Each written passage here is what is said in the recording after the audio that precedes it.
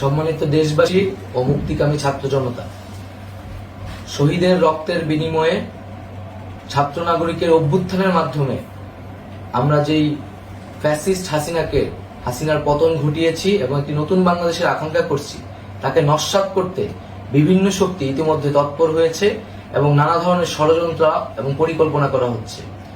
আমরা মুক্তিকামী ছাত্র জনতার পক্ষ থেকে স্পষ্টভাবে বলতে চাচ্ছি যে এই বাংলাদেশকে ফ্যাসিবাদী রেজিম থেকে মুক্ত করার জন্য এবং একটি নতুন বাংলাদেশ, জনগণের বাংলাদেশ প্রতিষ্ঠার জন্য সকল ধরনের ষড়যন্ত্রকে নস্যাৎ করার জন্য, প্রতিহত করার জন্য বাংলাদেশের ছাত্র জনতা কিন্তু সদা প্রস্তুত রয়েছে।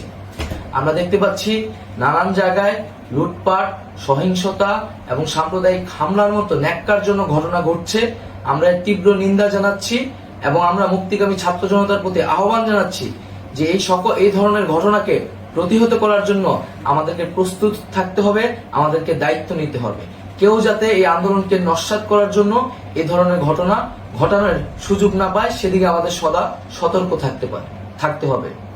আমরা আরো দেখতে পাচ্ছি যে রাষ্ট্রপতি গতকাল বলেছিলেন যে অনতিবিলম্বে তিনি জাতীয় সংসদ বিলুপ্ত করবেন, কিন্তু আমরা এখনো দেখছি যে একটি অভ্যুত্থানের পরেও এই ফ্যাসিস্ট হাসিনার জাতীয় সংসদ রয়ে গেছে।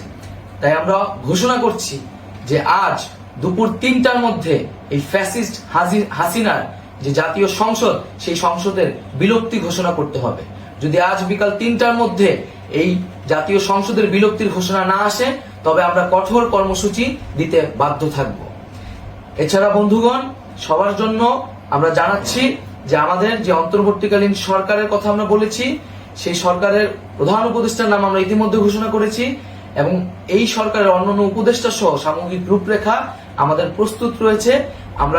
আমরা খুব শীঘ্রই সেই রূপরেখাটি জাতির সামনে উপস্থাপন করব।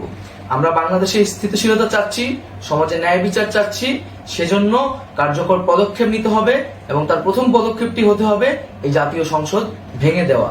এবং সবার প্রতি আহ্বান থাকবে, আপনারা শান্তিপূর্ণভাবে অবস্থান রাখুন, শান্তিপূর্ণভাবে এবং অহিংসভাবে এবং সকল পরিকল্পনাকে, ষড়যন্ত্রকে নস্যাৎ করার জন্য সদা সতর্ক থাকুন।